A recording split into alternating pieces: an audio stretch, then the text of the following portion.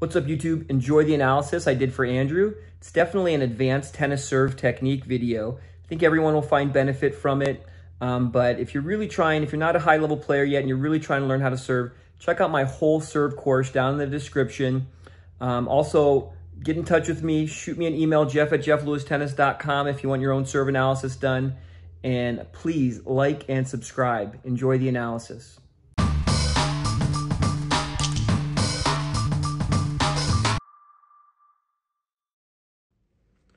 What's up, Andrew Mo? Thanks for sending in the video.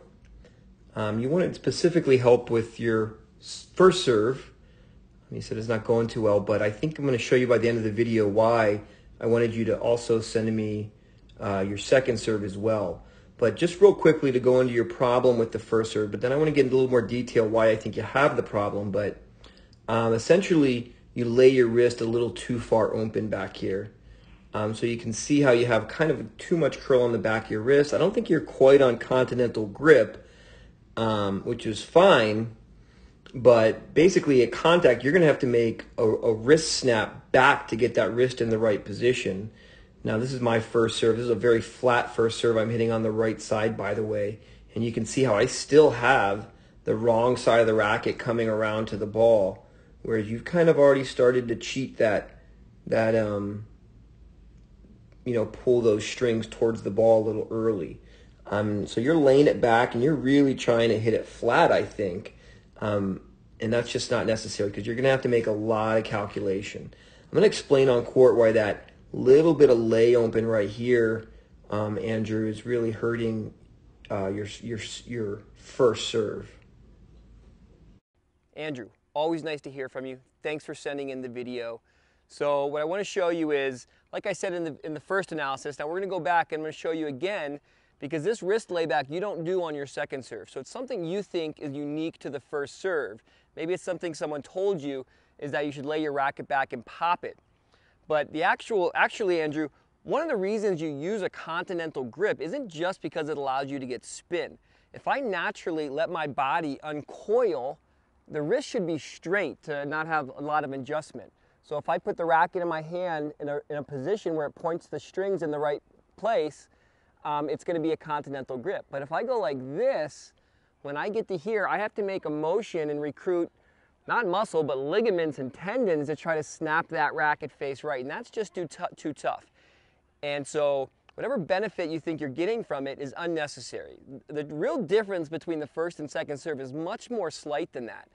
Both serves, you can come up on edge right to the very end and just turn your arm. It's just the first serve, you're going to turn a little earlier and you're going to hit the ball a little later. So you're going to pronate a little less and you're going to hit the ball a little higher contact, and you can hit a completely flat ball that way. And then the second serve, obviously it drops in a little bit. You hit it more at the racket on the inside of the hand, kind of more as your racket turns. So the difference in a completely flat ball is much more slight and not required for you to lay your wrist back and try to pop it like that. The other thing to remember, Andrew, is that even pro players who do this for a living, on a good day, have a 65% first serve percentage. So does anyone really have a perfect first serve? I mean, Naomi Osaka won the Australian Open with like a 46% first serve or 49% first serve percentage. So it intrinsically comes with risk. If it was too good and always going in, you probably aren't going for enough on it. So it's best not to think in terms of first serve, second serve, but rather dialing a spin or a forward spin that makes it safer. So in other words, if I'm up 40-love and I'm feeling great, I might go for a really flat, hard one. And that went long. I hit it too high over the net. Again, the flatter you go, the smaller your acceptance window gets. But now if I'm down 30-40, break point, depending on how I'm feeling, I might want to add a lot of spin to make it really safe. But then I can just add maybe a little bit of spin to up that serve percentage. So you just don't want to think of it in terms of black and white as first serve, second serve. You can hit a pretty big first serve with just a touch of spin on it to make it a little safer. And so, Andrew, this will be good for you to see. Here's the difference between my first and second serve. Both same grip, both racket comes around and drops. It's not right up until about here you'll notice some difference where the first serve on the left, the racket comes around a little bit more to the side, where on the right it kind of stops a little sooner. Because the one on the slice serve is going to come and glance the ball, whereas the one on the left, the first serve, is going to come straight into it. And then you'll notice my body is a little more open on the left. My body's a little more sideways on the right. And then that key indicator of the racket head being above the hand rather than on the inside of the hand, as that racket is still traveling up for spin, where here it's already started going forward. But I wish you were there to see these serves. I mean, I really clobbered this one on the left. It was very flat, and I'm not doing anything too much different with the wrist or anything like that. So just know it's very slight, the difference, and yours should look similar.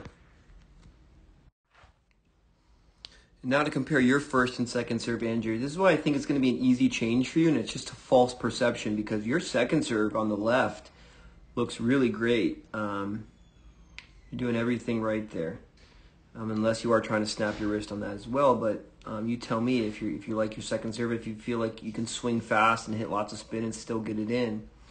But again, you can see the difference between your first serve on the right. That wrist is just too far laid open.